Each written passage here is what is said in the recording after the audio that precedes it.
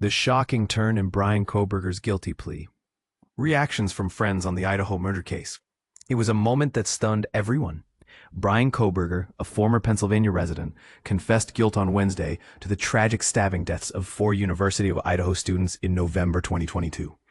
Friends of Kohberger who have been watching the case unfold from a distance shared a collective shock at his sudden decision to accept a plea deal that offers him a life sentence instead of risking a death penalty trial.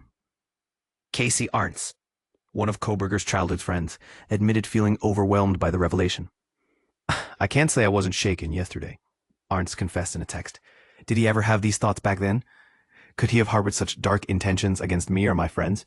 Were we lucky to have escaped because he considered us friends?" The siblings, Casey and Thomas Arntz, grew up alongside Kohberger in the Pocono Mountains, spending time together in school and enjoying the outdoors. As Kohberger faced challenges with drug addiction in high school, the once close-knit friendship faded. After reclaiming his life from heroin addiction, Kohberger's sudden arrest at his parents' home in December 2022 shocked them all. The boy they knew, who once exhibited keen observation and sharp wit, was now accused of a nationwide crime. The victims were Madison Mogan and Kaylee Gonzalez, both 21 years old, and Zaina Kernodle and Ethan Chapin, both 20. Latah County Prosecutor Bill Thompson revealed in court that each student suffered multiple stab wounds at a residence off King Road in Moscow. Discovering Kohberger's guilty plea once again stirred emotions that had been lying dormant within his friends. The prospect of him wielding a fixed-blade knife, reportedly purchased on Amazon, and leaving behind a DNA at the crime scene, left them grappling with the horror of the tragedy.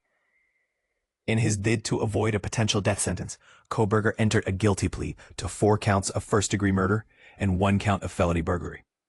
This decision likely ensures he will spend the rest of his life behind bars, with no chance of parole or an appeal.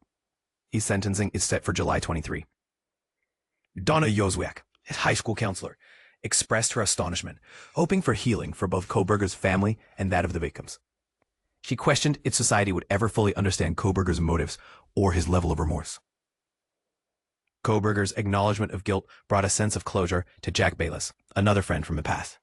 "You'd only plead guilty if you knew you were responsible," he reflected. Bayless also discussed his belief that Kohberger's interest in criminal behavior likely led him to act out the crime, as a way to gain first-hand knowledge of the criminal mindset. Casey and Thomas Arntz shared mixed feelings about their friend's admission of guilt, a development that potentially ends one of Idaho's most discussed criminal cases.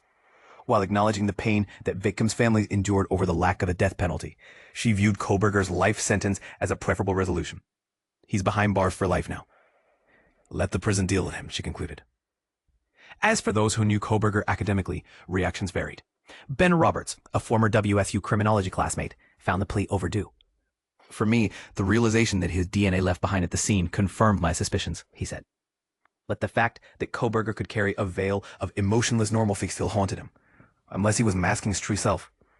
He seemed almost absent of emotion, a person who didn't feel, Roberts noted. Moving forward, the court's gag order continues to keep communication limited among legal parties until Kohberger's sentencing. The University of Idaho and Moscow officials expressed hopes for closure and continued healing for everyone affected. Now, a lingering question remains. Why did Bryan Kohberger decide to take the lives of these 4 young individuals? What justification exists for such an irreversible action? These are the thoughts pressing on the mind of Casey Arntz, left struggling with her emotions over the past few years. "We hung out often, and I even had him in my parents' home. My biggest question to him, one we all have, is simply, why? Why would you end the lives of 4 innocent souls? It's unfathomable."